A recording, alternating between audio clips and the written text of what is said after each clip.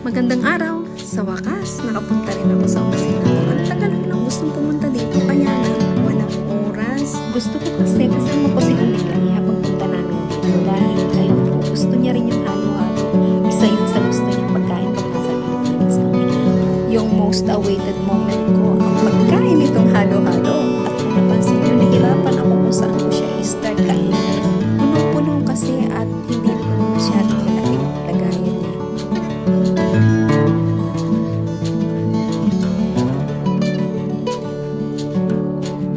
Kaya nahirapan ako hanapin kung saan ko siya kayang kuhain. At ito nga, ayan.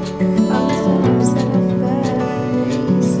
Alam nyo guys, ang gusto ko talaga sa halo-halo, yung evaporated milk na pagtapulit. Ay, naku, okay na okay yan sa akin. Kasi evaporated milk talaga ang basehan ko pag masarap ang halo.